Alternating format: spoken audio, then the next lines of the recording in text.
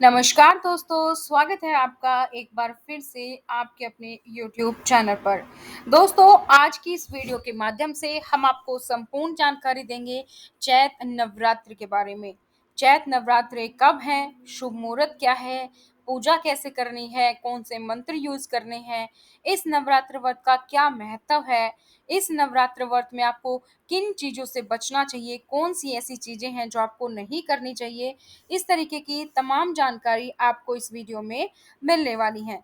तो शुरू करने से पहले अगर आप लोग इस चैनल पर नए हैं और अभी तक भी आप लोगों ने इस चैनल पर सब्सक्राइब नहीं किया है तो चैनल को सब्सक्राइब करें, साथ ही बेल आइकन को प्रेस कर लीजिए दोस्तों, ताकि जैसे ही नवरात्र से जुड़ी हुई जैसे कि स्थापना मुहूर्त क्या होगा, घट स्थापना मुहूर्त, कलश स्थापना कैसे करनी है, किन बातों का ख्याल रखना है, व्रत के नियम क्या होते हैं, कौन-सी कथा पूजा करनी है, कौन-सा हवन करना है, इस तरीके की तमाम जानकारियाँ आपको इस चैनल पर मिल जाती हैं। तो चैनल को सब्सक्राइब करें ताकि आपको जैसे ही वीडियो अपलोड होती है उसकी नोटिफ़िकेशन प्राप्त हो सके। जय माता दी। हिंदू पंचांग के अनुसार चैत माह का आरंभ हो चुका है और हर वर्ष सनातन धर्म के अनुसार चैत शुक्ल पक्ष की प्रतिपदा से लेकर 9 दिनों तक चैत नवरात्रि का पर्व मनाया जाता है।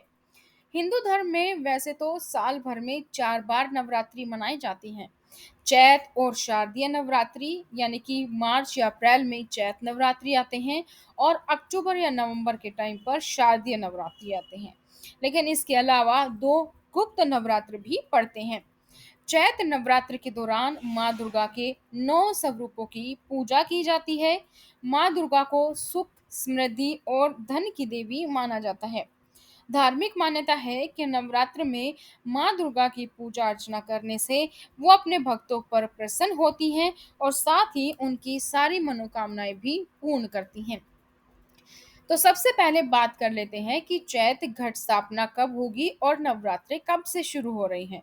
तो इस साल जो चैत घट स्थापना के लिए शुभ मुहूर्त है वो 2 अप्रैल शनिवार की सुबह 6:22 से 8:31 तक रहेगा। यानी कि इस साल 2 अप्रैल 2022 से चैत नवरात्रों की शुरुआत हो रही है और शुभ मुहूर्त की अवधि रहेगी 2 घंटे 9 मिनट, जो कि सुबह 6:22 से सुबह 8:31 तक रहेगी।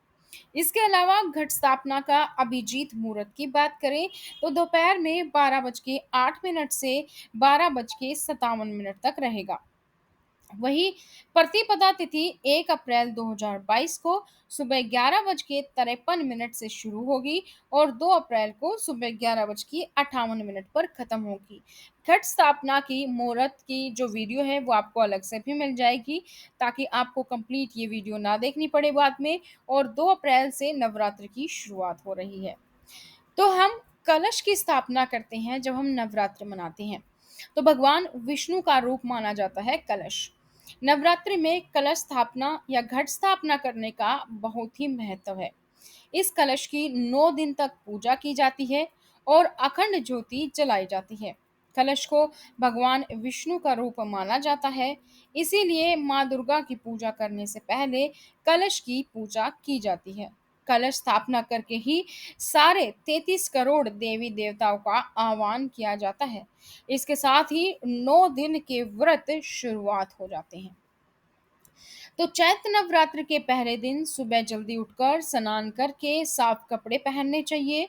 इसके बाद घर के मंदिर की साफ सफाई करके या जिस भी जगह पर कलश स्थापना करना हो वहां पर गंगा जल छिड़के।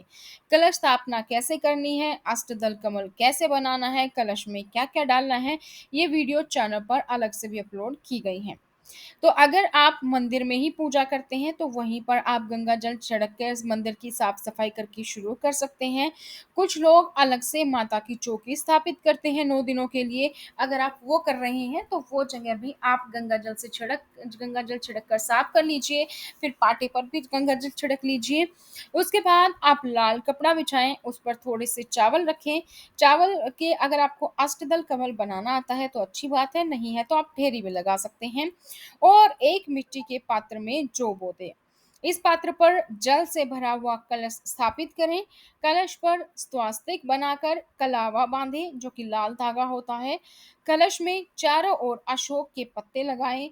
आम के पत्ते लगा सकते हैं, अशोक के पत्ते लगा सकते हैं, दोनों में से कोई भी पत्ते आप यूज कर सकते हैं। फिर कलश में आपको साबुत सुपारी, सिक्का और अक्षत डालना है। एक नारियल पर चुनरी लपेटकर कलावे में बांध दीजिए। फिर इस नारियल को कलश के ऊपर रखते हुए देवी दुर्गा का आह्वान करना चाहिए। इसके बाद दीप जलाकर कलश की पूजा करें और कलश सोना, चांदी, तांबा, पीतल या मिट्टी का ही यूज करें। कलश स्टील या किसी अन्य अशुद्ध धातु का नहीं होना चाहिए। कोशिश करें कि अगर आपके पास तांबा या पीतल नहीं है, सोना चांदी है तो बहुत ही अच्छी बात है, वो आप कलश यूज कर सकते हैं। नहीं है तो तांबा या पीतल का घर लोटा हर घर में मिल जाता है, वो आप यूज कर सकते हैं। और अगर वो भी नहीं है तो आप मिट्टी का लेकर आ सकते हैं, वो सबसे शुद्ध माना जाता है। नवरात्रि पूजा के लिए आपको चौड़े मुंह वाला मिट्टी का कलश चाहिए, जो कि मैंने आपको बता दिया है आपको कौन सा लेना है।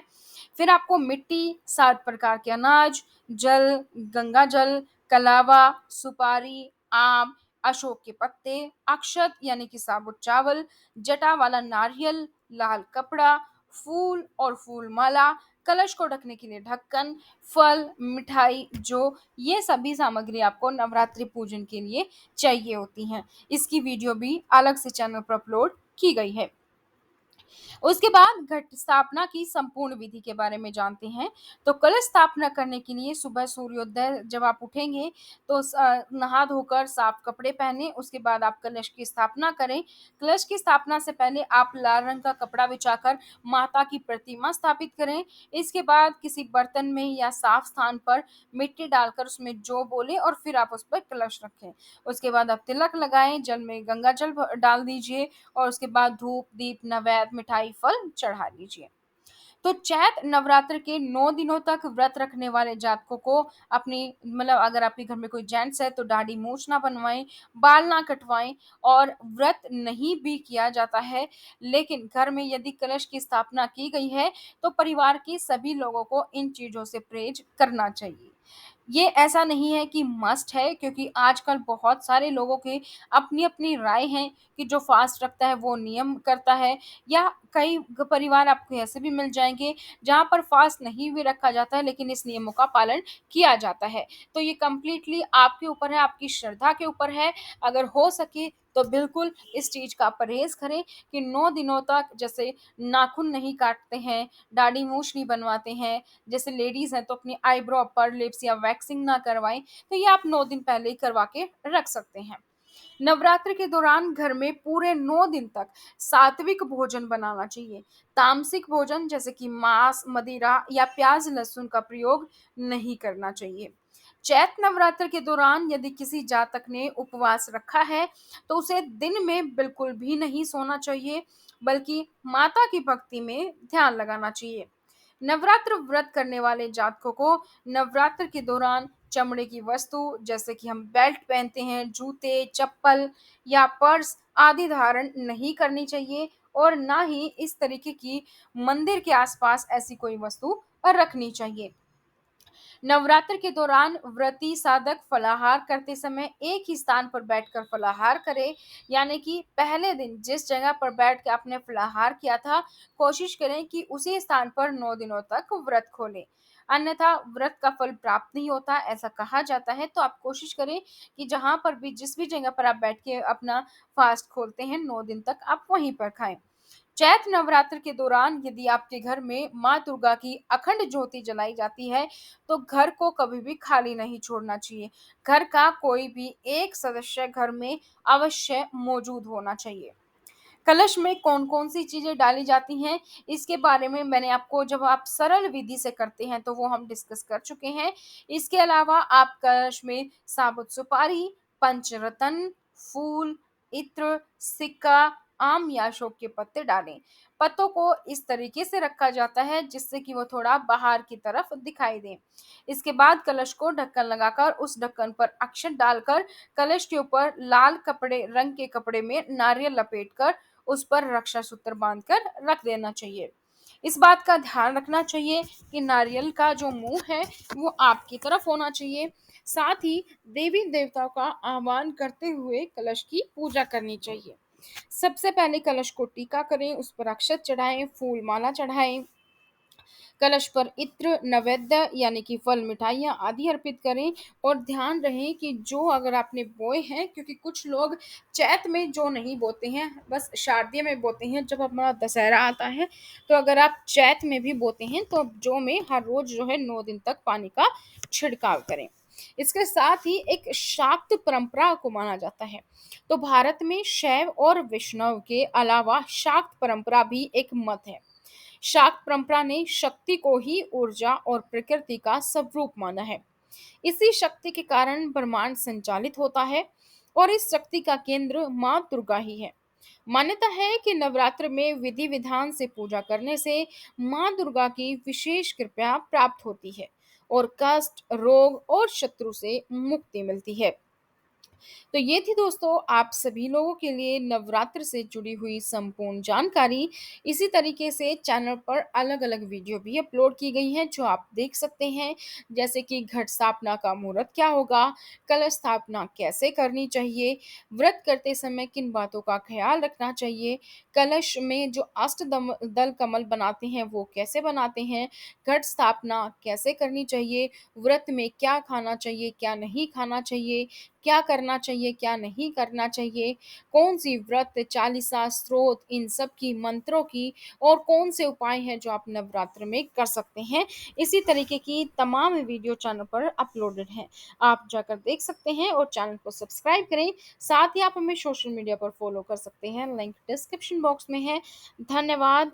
जय माता दी।